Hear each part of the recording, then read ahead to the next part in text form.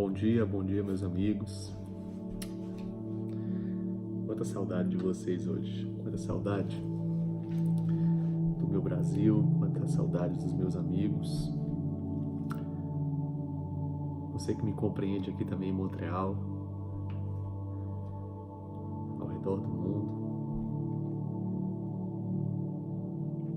A gente está seguindo e conversando a respeito do livro de Romanos, dessa intensidade que Deus tem derramado no meu e eu tenho certeza que no seu coração, através dessa revelação de que uma vida com Jesus, uma vida com Deus, ela não tem uma relação com uma religião humana, mas ela tem uma relação de relacionamento íntimo com o Papai.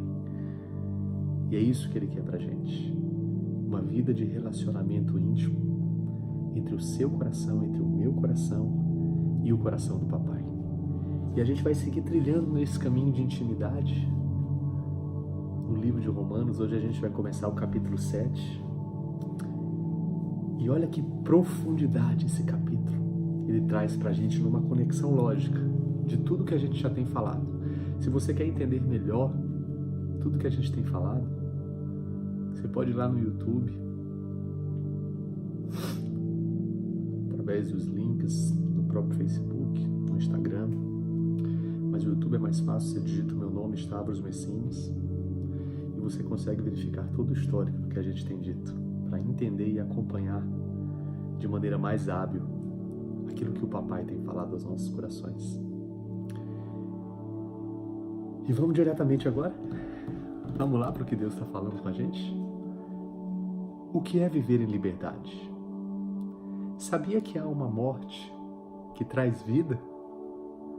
Seguindo os ensinamentos de Paulo aos Romanos, pense: meus irmãos, vocês todos podem compreender muito bem o que vou dizer. Vocês conhecem as leis e sabem que elas têm poder sobre uma pessoa enquanto essa pessoa está viva.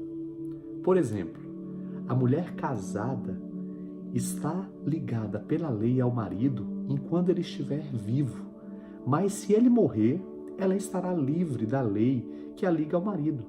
De modo que, se ela viver com outro homem enquanto o marido estiver vivo, ela será chamada de adúltera.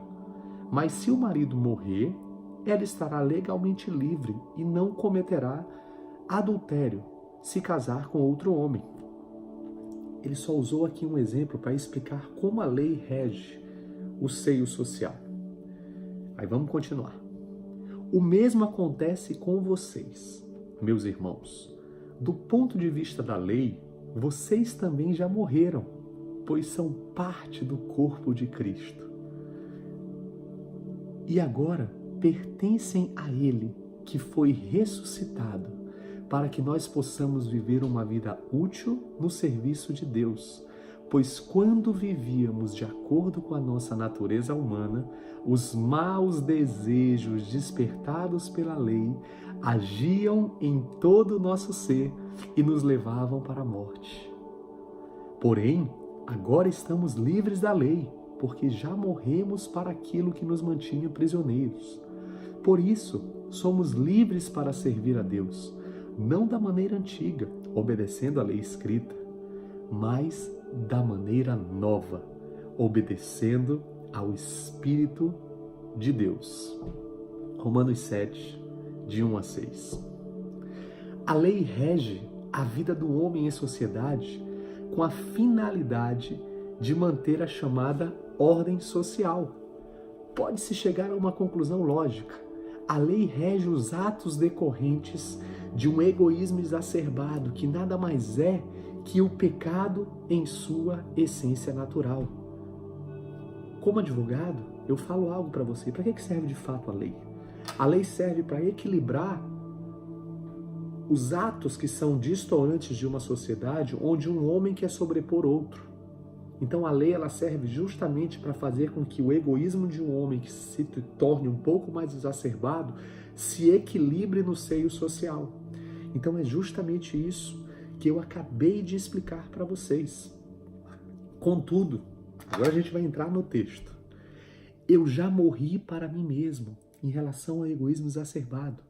A minha vontade, revelada através do meu egoísmo, foi, é e todos os dias será crucificada na cruz para que haja o ressuscitar de Cristo em meu coração, através do seu Espírito Santo, levando-me assim a um relacionamento íntimo de amor com o Papai.